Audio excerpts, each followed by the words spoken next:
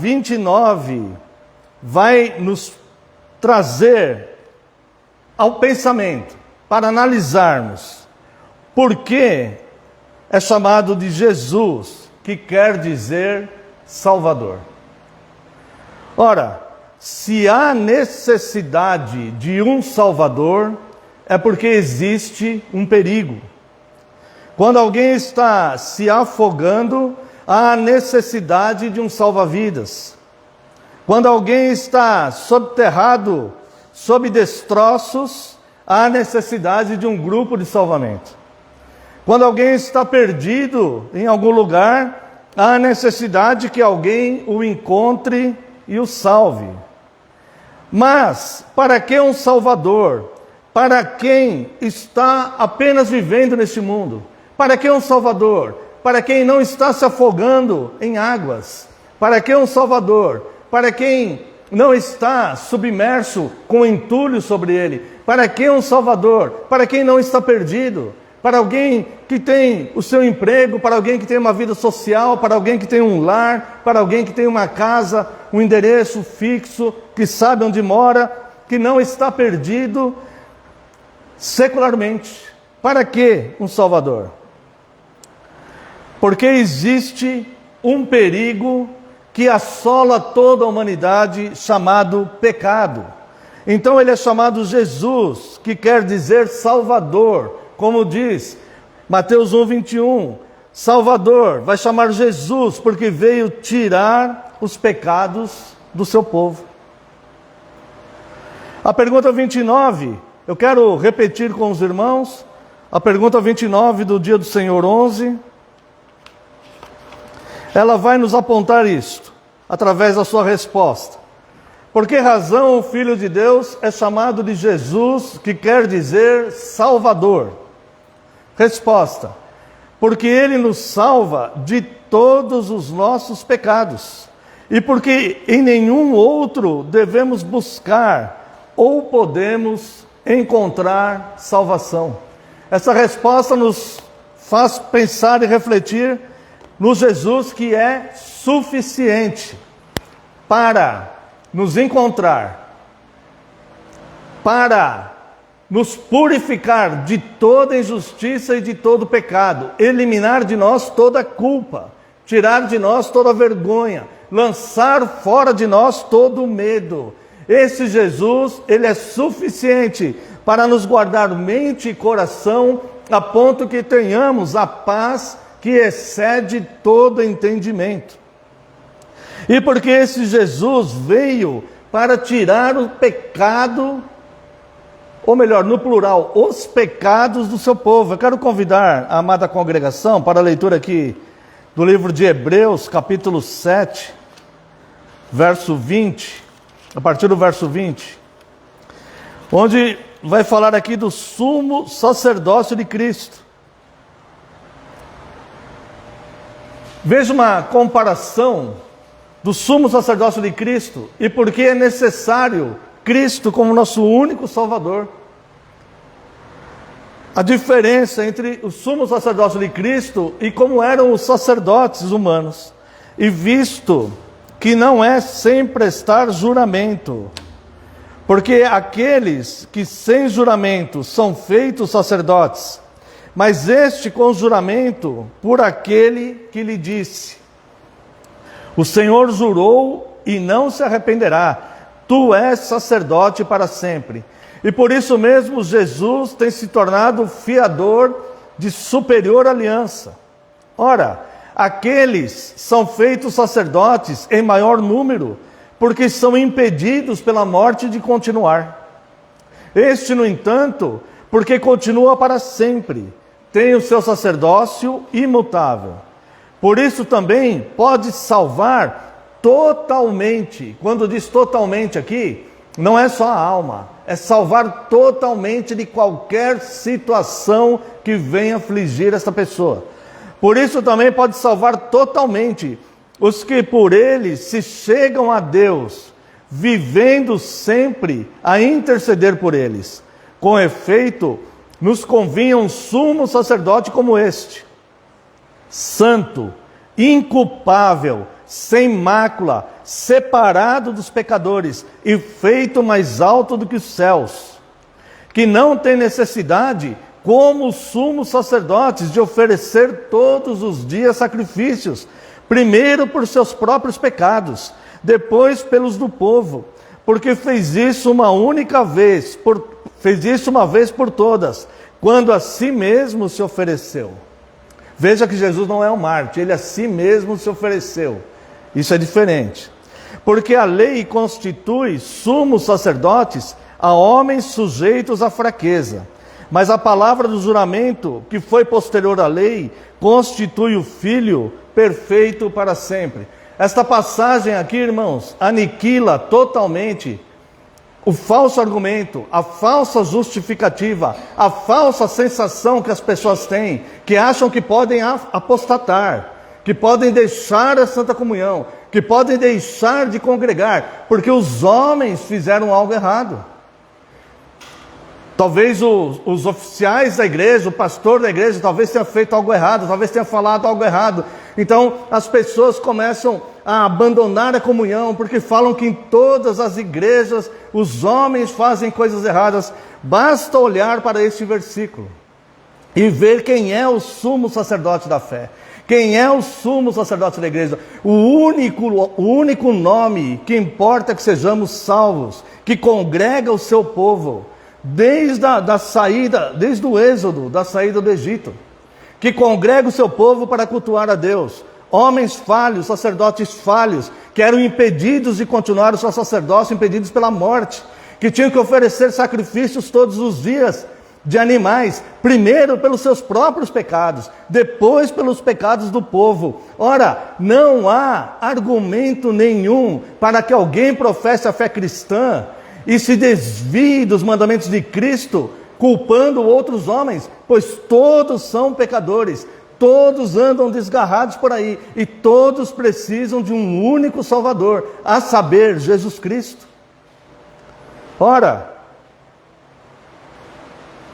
não há desculpa para a pessoa que diz que vai abandonar a Santa Comunhão, que não mais vai reunir com outros pecadores como ela, para cultuar ao Deus verdadeiro e louvar ao Deus verdadeiro, porque ao olhar dela, alguém cometeu algum ato falho, sendo que essa pessoa também comete atos falhos. Ou seja, todos os homens estão num nível de igualdade, pois o pecado corrompeu a todos. Diz a Santa Palavra de Deus que todos pecaram e destituídos estão da glória de Deus. Veja que grande graça manifestou Cristo ao vir a este mundo como um homem, porém nascido de mulher, porém sem pecado, para se dar voluntariamente para resgatar aqueles que de fato são pecadores. Ora, nos convinha justamente isso, um sumo sacerdote como este, sem pecado, sem mancha, sem mácula. Este sim, que não precisa ficar fazendo sacrifícios pelos seus próprios pecados, pois não os tem, mas que se deu a si mesmo, uma vez por todas, pelo sacrifício, pelo pagamento dos pecados de toda a sua igreja, de todo o seu povo. E é por isso que ele se chama Jesus, que é aquele que vem salvar o seu povo dos seus pecados. Não existe um outro Salvador que possa fazer isso. Bom, se Jesus, ele é chamado Jesus porque veio salvar o seu povo dos seus próprios pecados, quem faz parte deste povo e como essa salvação se dá na prática. Quero convidar os irmãos para voltarmos no texto que lemos no início do sermão de Romanos capítulo 10, versículos de 13 a 15. Gostaria que os irmãos mantivessem suas Bíblias abertas. Romanos 10, de 13 a 15. Porque todo aquele que invocar o nome do Senhor será salvo. Como, porém, invocarão aquele em quem não creram? E como crerão naquele de quem nada ouviram? E como ouvirão se não há quem pregue? E como pregarão se não forem enviados? Como está escrito: quão formosos são os pés dos que anunciam boas novas. Bom, então a pergunta é: quem faz parte deste povo e como essa salvação se dá na prática? Note que há uma sequência aqui nesse texto. Há um processo sequencial que vai mostrar quem é este povo salvo e como essa salvação acontece. Primeiro, alguém é enviado com o evangelho, porque ele vai descrevendo aqui de trás para frente. Alguém é enviado com o evangelho. Irmãos, sem contato com o evangelho de Cristo não há salvação. Existe aí uma polêmica sem razão de ser, que existe aí uma discussão se a pessoa pode ser salva se nunca ouviu o evangelho. Normalmente citam aquelas ilustrações de tribos afastadas lá, talvez no meio da Amazônia, aborígenes e tal. Se nunca ouviram o evangelho, como serão salvos? Irmãos, esta polêmica é sem razão de ser, porque a Bíblia revela isto. Ou seja, os que querem debater o contrário do que está escrito, querem debater com a revelação de Deus, e não com aquelas pessoas que defendem a revelação de Deus. Elas estão debatendo contra a própria revelação de Deus. Aqui há uma clareza descrita num processo sequencial. Primeira coisa aqui: alguém é enviado com o evangelho. É muito comum nós vermos testemunhos de pessoas que dizem assim: nunca tinha ouvido falar de Cristo, mas sonhei. Pessoas que viviam em lugar onde a Bíblia não pode chegar, onde os missionários são proibidos de entrar, e de repente a pessoa sonhou, e depois se converteu.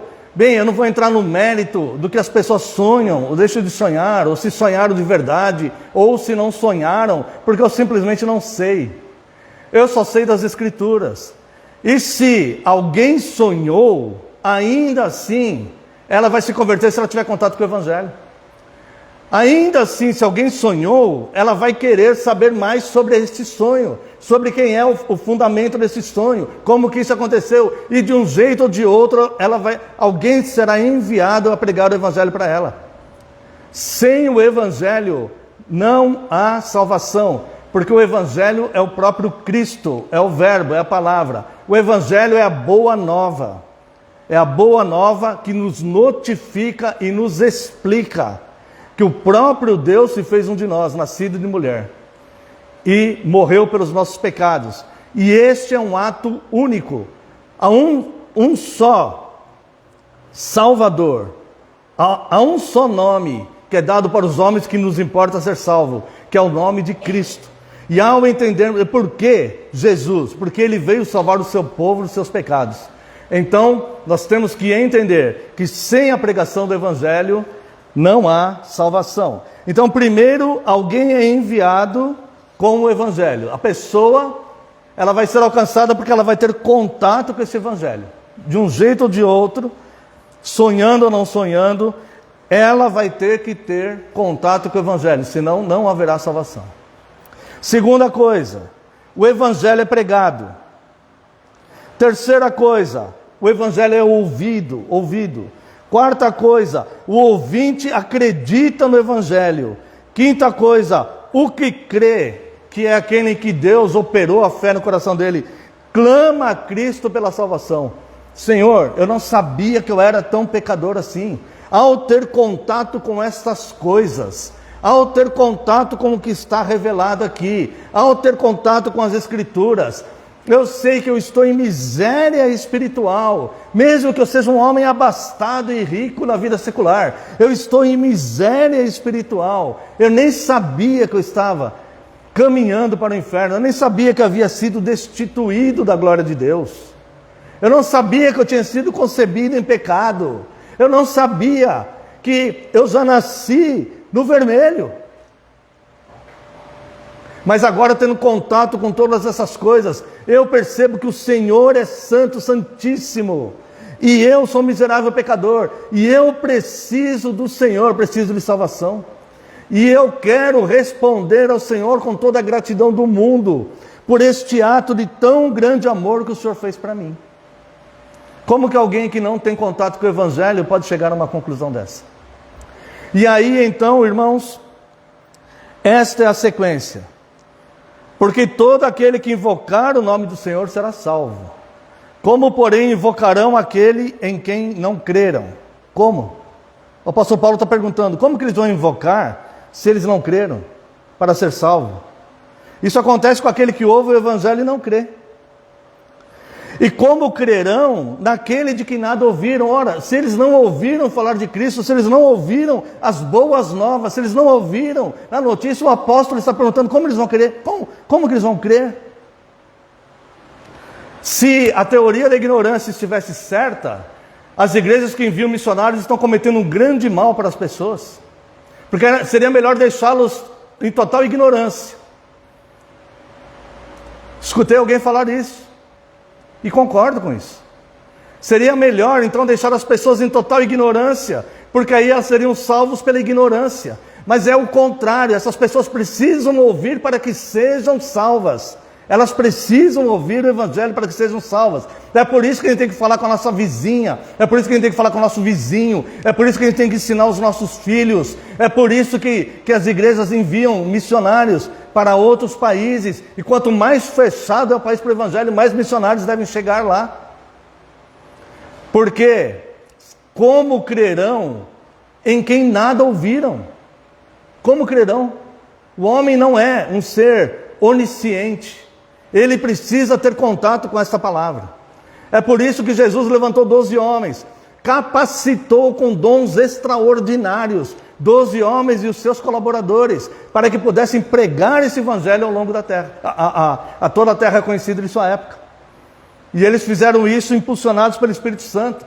É por isso que Cristo fala para eles: olha, não faça nada agora, fiquem aí, aguardando, até que sejam revestidos de poder do alto, para que vocês possam ir e pregar. E é por isso que depois que Cristo morreu e ressuscitou, naquela passagem que é chamada da grande comissão que Cristo dá para a igreja, ele fala: ide por todo o mundo, pregai o Evangelho para toda criatura, ensinando-os e batizando-os em nome do Pai, do Filho e do Espírito Santo.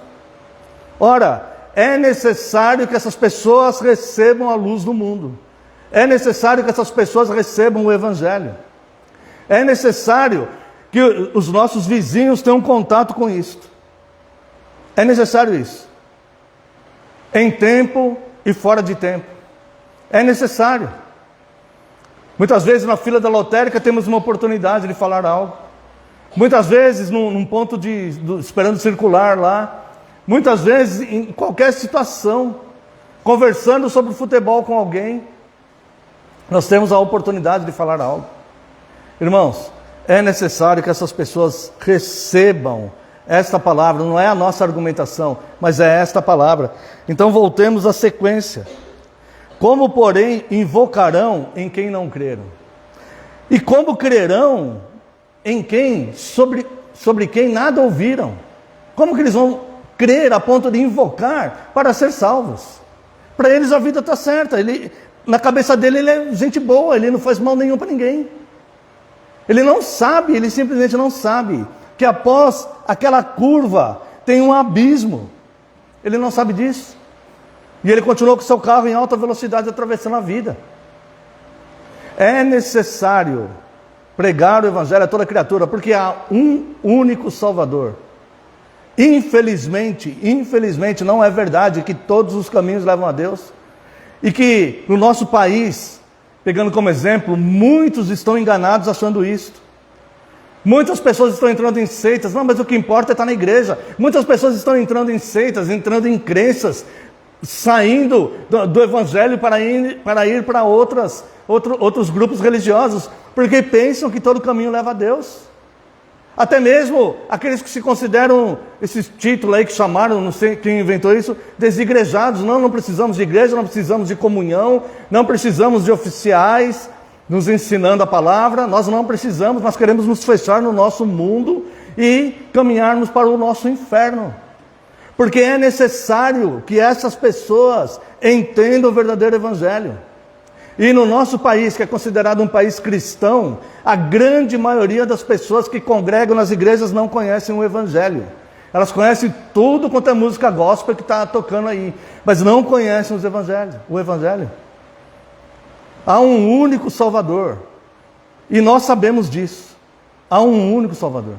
E o dia do Senhor 11 vem nos mostrar que não existe um outro nome que é dado aos homens, que importa que sejam salvos.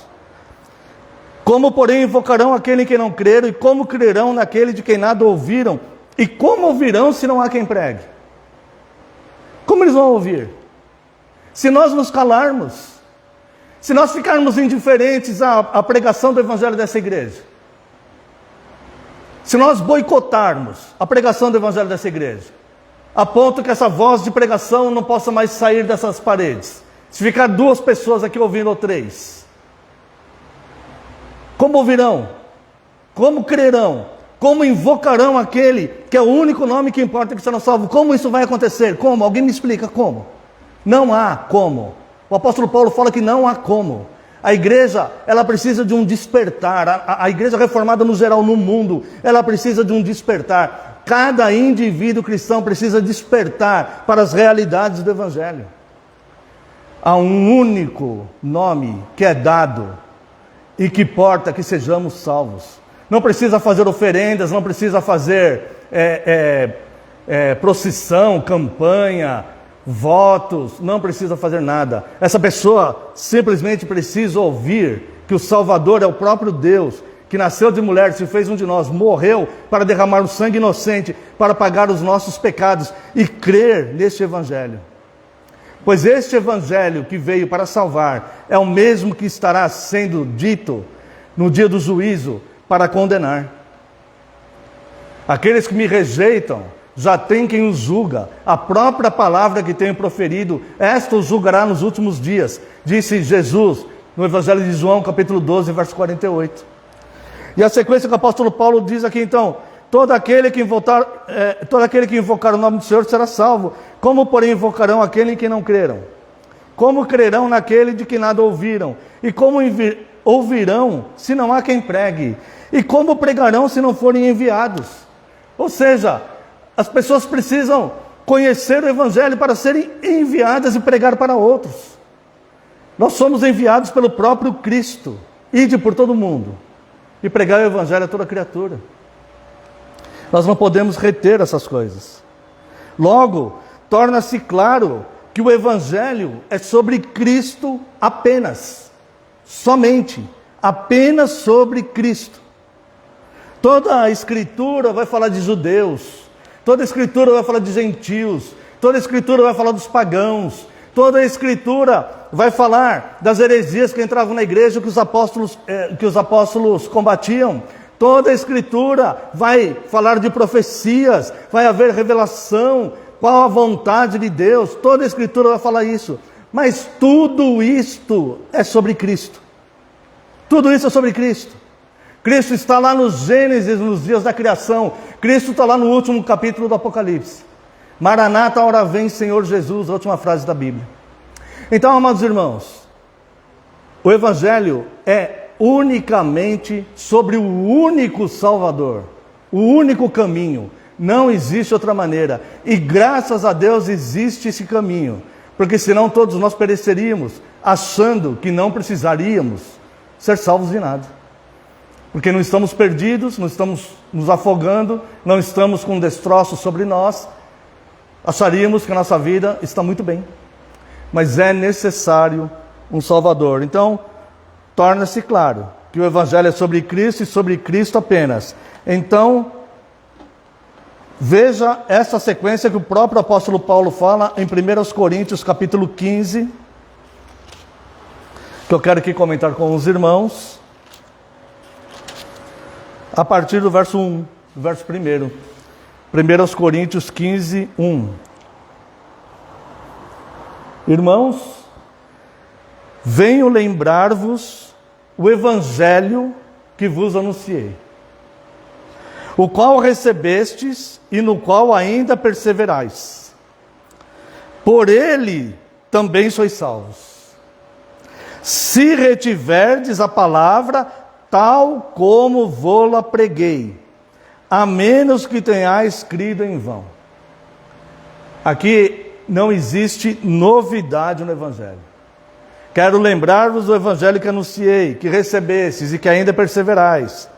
É porque uma das funções dele é também salvar. Uma das funções do Evangelho. E por ele também sois salvos. Se retiverdes a palavra tal como vou-la preguei, a menos que tenha crido em vão. Se retiverdes a palavra como eu preguei. Não existe novidade no Evangelho. Não existe moda que mudou no Evangelho.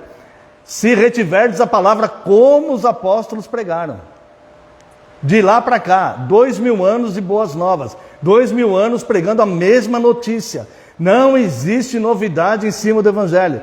Não existe transfusão de almas. Não existe dissociação de almas. Não existe destravar dons. Não existe fazer aí um monte de atos proféticos. Não existe botar uma bacia com água e pular dentro e dar 7 mergulhos. Não existe essas práticas. Tem que ser o Evangelho como Paulo anunciou, sem novidades. Ora, que todo aquele que invocar será salvo. E como invocarão se não crerem? E como crerão se não ouvirem? E como ouvirão se não há quem pregue? E como pregarão se não forem enviados? É este Evangelho que o apóstolo Paulo está falando. Porque se distorcerem este Evangelho, estão condenando as pessoas ao inferno. Sobre eles virá repentina destruição. Estão negando a santa palavra de Deus, pregando evangelhos de homens, pregando novidades, querendo ser assunto, querendo exaltação pessoal, qualquer outra coisa, ou um simples ingênuo engano sem querer. Mas seja como for, estão conduzindo pessoas a passos largos para o inferno. Porque há um único mediador que se revela no Evangelho. E não há novidade nisso. Eu não conheço nada tão sério quanto isso. Que deve haver, todos nós, todas as pessoas devem dar atenção a isto. Porque você pode pensar, ele está errado.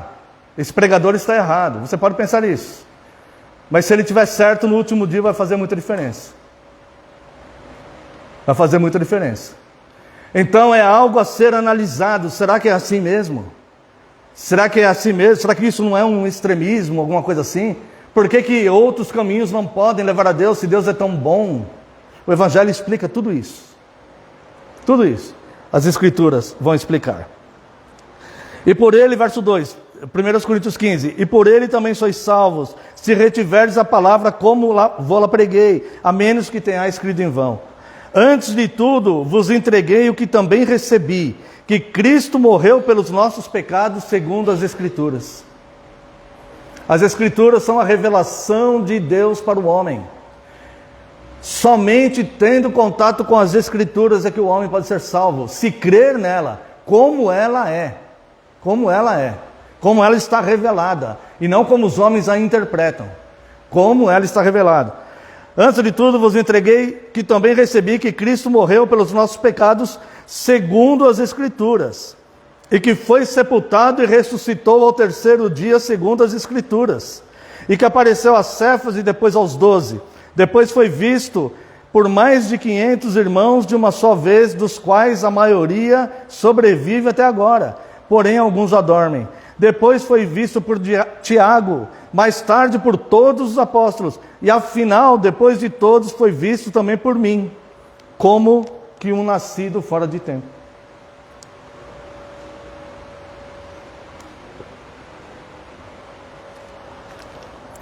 Veja que esse evangelho que ele está pregando, que as pessoas, que os ouvintes aqui têm que reter esse evangelho como foi pregado. Ele cita aqui várias testemunhas oculares da ressurreição de Cristo. Os apóstolos, ele próprio, né, que também era apóstolo, mas que veio depois, e uma multidão de 500 pessoas que nesta época que ele escreveu isto, a maioria ainda estava viva, na época que ele escreveu isso aqui. Alguns só dormem, mas a maioria ainda está viva. Esses apóstolos que ele menciona aqui, morreram por causa desse evangelho. Não negaram esse evangelho. E eu quero dizer para os irmãos o óbvio. Ninguém morre por uma mentira. Era dado para esses homens: negue a Cristo, senão você vai morrer aqui. Ele falou: não vou negar não, porque eu sei que ele ressuscitou, porque eu vi. Eu participei disso, eu vi tudo. Eu estive lá. Eu recebi o poder que veio do alto e comecei a pregar. Teve um dia que eu estava pregando e pessoas que entendiam outros idiomas estavam ouvindo o evangelho no idioma deles. E eu falando no meu. Eu presenciei tudo isso, eu estava lá, eu não vou negar. Então você vai morrer, eu morro, mas continuo vivo. Porque isso é verdade. Não há novidade no evangelho, são testemunhas oculares. Testemunhas que tocaram em Cristo, que viram Cristo ressuscitado. Que Paulo chama a atenção aqui. E ele fala: este evangelho conforme as Escrituras. Aqui também há uma sequência. Aqui também há uma sequência. O evangelho que eu vos preguei, pelo qual vocês são salvos, que Cristo morreu pelos nossos pecados de acordo com as Escrituras, que ele foi sepultado, que foi ressuscitado ao terceiro dia, de acordo com as Escrituras. O evangelho é sobre Cristo. Cristo morreu pelos nossos pecados, Cristo venceu a morte, e tudo isso foi plano de Deus. Esta é a essência do evangelho, essa é a boa notícia, essa é a nossa fé. É sobre isso que o credo apostólico fala. E as pessoas combatem o credo apostólico, como quem tem comissões nos ouvidos, precisam de novidades. É interessante que as pessoas falam assim: eu vou na igreja pegar a bênção, eu vou na igreja porque eu quero ser salvo, eu vou na igreja porque eu não sei o quê. É muito difícil você ouvir alguém dizer: eu vou cultuar a Deus, eu vou cultuar a Deus, que é o dever de todo homem. Eu vou agradecer a Deus porque eu fui alcançado, eu fui salvo. Eu fui alcançado dessa miséria espiritual que eu vivia. Eu vou estar em comunhão com outros que passaram pelo mesmo processo que eu e que estão passando. Eu vou divulgar essa palavra, não porque eu quero que as pessoas tenham seus problemas resolvidos, mas porque eu quero pregar a verdade que eu fui alcançado, que eu descobri aqui. Como alguém disse certa vez: o evangelho é um mendigo ensinando a outro mendigo aonde arrumar pão. Da nossa miséria espiritual, que eu estou saindo e que eu vou viver no paraíso eterno de paz e de delícias, eu quero falar isso para essas pessoas. Não é porque eu sou reformado, é porque Cristo falou isto, é porque o apóstolo Paulo falou isso, é porque isso está registrado nas Escrituras, é porque o próprio Deus se fez um de nós. E eu creio de todo o meu coração. E se eu creio, eu vou pregar sobre isso, eu vou falar isso. O evangelho é sobre Cristo. Cristo morreu por todos os nossos pecados, Cristo venceu a morte, tudo foi plano de Deus. Essa é a essência do evangelho.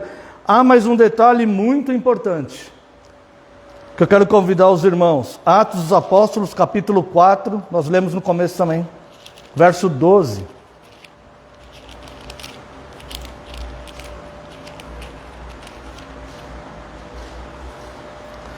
E não há salvação em nenhum outro, ponto e vírgula.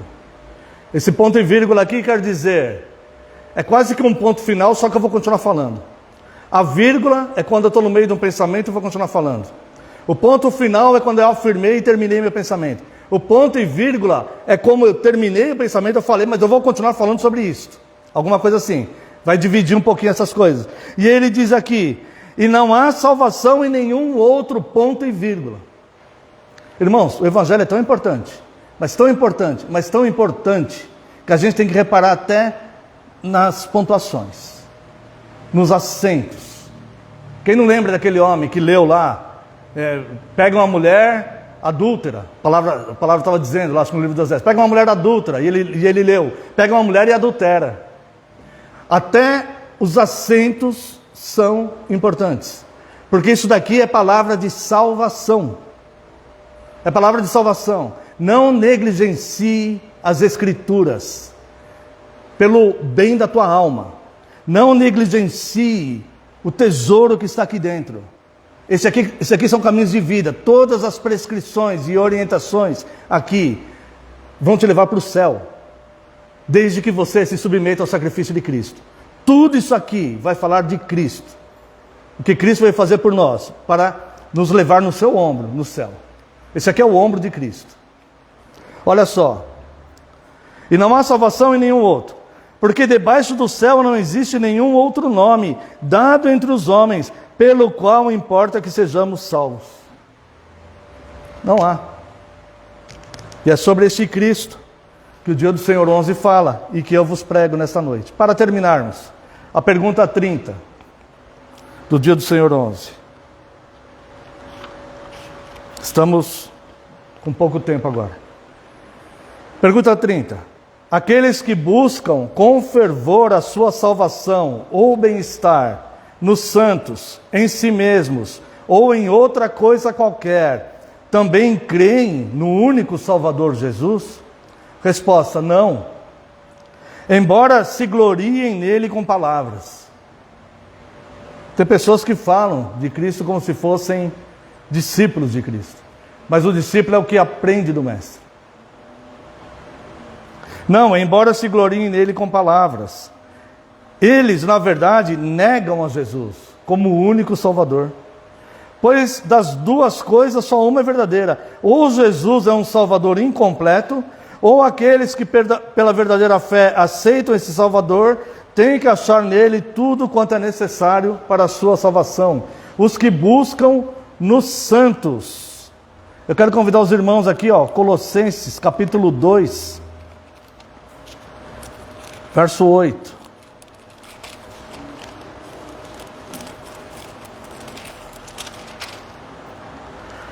Cuidado que ninguém venha... Mas antes eu vou fazer um comentário antes de ler.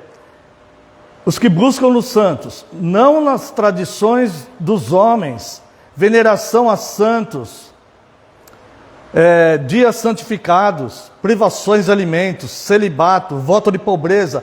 Nenhuma outra tradição te leva a Cristo. Somente as Escrituras.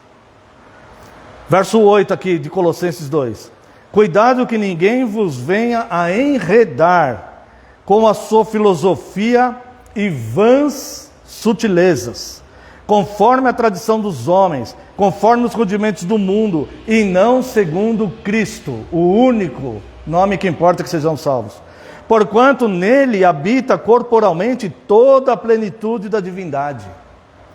Também nele estáis aperfeiçoados. Ele é o cabeça de todo principado e potestade. Nele também fostes circuncidados, não por intermédio de mãos, mas no despojamento do corpo da carne, que é a circuncisão de Cristo. Tendo sido sepultados juntamente com ele no batismo, no qual igualmente fostes ressuscitados, mediante a fé no poder de Deus, que o ressuscitou dentre os mortos. E a vós outros, que estáveis mortos pelas vossas transgressões e pela incircuncisão da vossa carne, vos deu vida juntamente com ele, perdoando todos os nossos delitos, tendo cancelado o escrito de dívida que era contra nós, e que constava de ordenanças, o qual nos era prejudicial, removeu inteiramente, encravando-o na cruz, e despojando os principados e as potestades, publicamente os expôs ao desprezo, triunfando deles na cruz. Somente Cristo pode fazer isso. Verso 14. Não conheço nenhum pastor reformado que pode fazer isso. Tendo cancelado o escrito de dívida que era contra nós, e que constava de ordenanças, removeu inteiramente, encravando na cruz. Eu não conheço nenhum padre que pode fazer isso.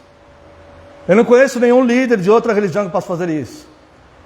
Eu não conheço nenhum líder de desigrejados que possa fazer isso. Eu não conheço nenhum homem que possa fazer isso.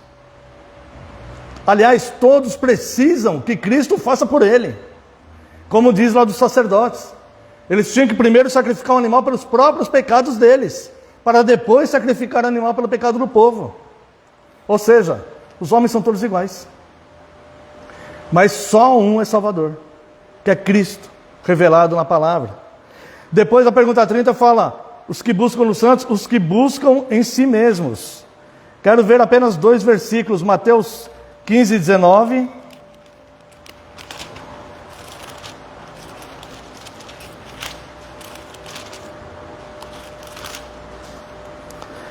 Porque do coração procedem maus desígnios, homicídios, adultérios, prostituições, furtos, falsos testemunhos e blasfêmias. Os que buscam em si mesmos a salvação, vai encontrar isso dentro de si mesmo. Todos os maus desígnios procedem do coração dos homens. Aqui está dizendo alguns, mas todos os maus desígnios, né?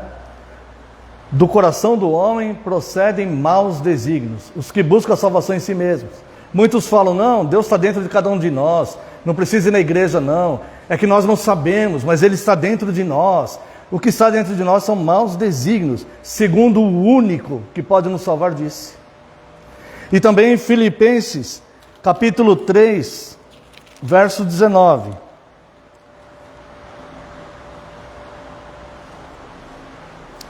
O destino deles é perdição, o Deus deles é o ventre, e a glória deles está na sua infâmia, visto que só se preocupam com coisas terrenas.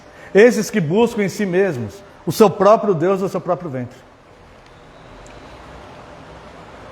Se a pessoa não crê no Deus revelado nas Escrituras, ela não crê em Deus, mesmo que ela dê o nome de Deus para algo que ela ou alguém imaginou que seja Deus.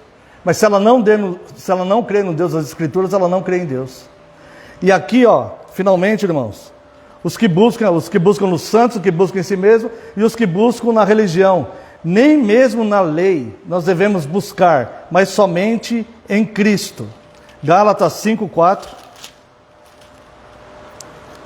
De Cristo vos desligastes, vós que procurais justificar-vos na lei, da graça decaístes. Quantas pessoas têm aí se justificando que guarda o sábado para ser salvos? Quantos tem aí? Tem um monte. E crescendo cada vez mais. Pregando isso na televisão. De Cristo vos desligastes, vós que procurais justificar-vos na lei, da graça decaístes. Deus não divide a sua glória com ninguém nem com nada. Cristo é o único caminho que importa para o qual os homens sejam salvos. E finalmente, para nós terminarmos, Colossenses 1, 19.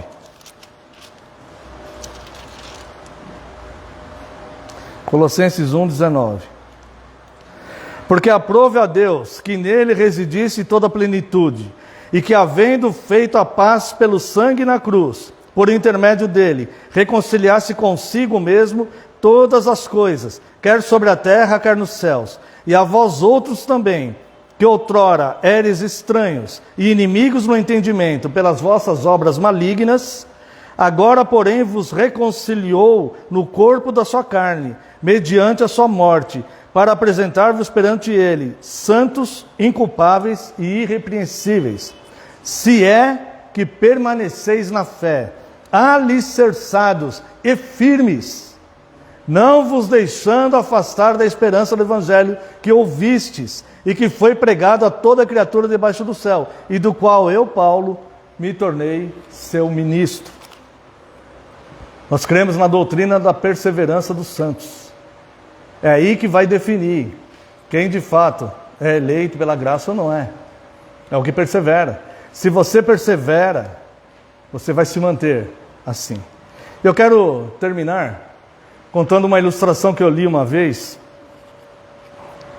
e que mexeu bastante comigo, porque eu li isso numa época em que eu precisava de uma firmeza espiritual, uma firmeza teológica, muitos anos atrás, quando eu li isso. E eu li algo que era mais ou menos assim, eu não vou lembrar exatamente como era, vou falar a questão moral, né, da ilustração, né? Era um pai andando com um filho nos Estados Unidos durante o período da Segunda Guerra Mundial. E eles estavam andando numa rua que não haviam outras pessoas ali, era uma rua sem saída. E eles estavam andando assim, e tinha várias casas nessa rua, e algumas dessas casas tinham um emblema, que eu infelizmente não recordo qual era o emblema. E o filho perguntou para o pai: ô pai, o que significa esse emblema em cima das janelas? Aliás, em cima da porta. O que significa esse emblema em cima da porta? Aí o pai falou assim: essas aí são famílias que deram seus filhos para lutarem na guerra. Os filhos dessa casa aí estão lá na guerra lutando pelo nosso país. Aí o filho falou: entendi. Aí continuaram andando, algumas casas tinham uma estrela em cima da porta. E o menino perguntou para o pai, falou, pai, e por que em algumas casas é uma estrela que está? Aí o pai falou assim, filho, isso aí é porque o filho que essa família enviou para lutar pelo nosso país morreu na guerra. Eles deram um filho para lutar pelo nosso país e eles morreram na guerra. Então é por isso que eles colocaram a estrela, né, em cima da porta. E eles continuaram andando e conversando, o pai e o filho, né? E isso é um fato verídico, essa ilustração aí, de fato aconteceu porque no livro, o autor do livro estava contando que ele e o filho dele estavam fazendo isso. E aí, caminharam, chegaram no final da rua, eles olharam para cima, tinha uma estrela no céu. Aí o menino falou, olha pai, Deus também deu seu filho, né? E de fato, isso ilustrou e o autor do livro, então ele começa toda a sua narrativa em cima disso, né? De fato, deu seu único filho, né, para morrer por nós. Portanto, irmãos, existe apenas um único Salvador. Um único nome que importa que sermos salvos. O próprio Filho de Deus, que veio para morrer por nós, derramar sangue inocente. Vede com que grande amor Deus nos amou. Creia no Evangelho de Cristo.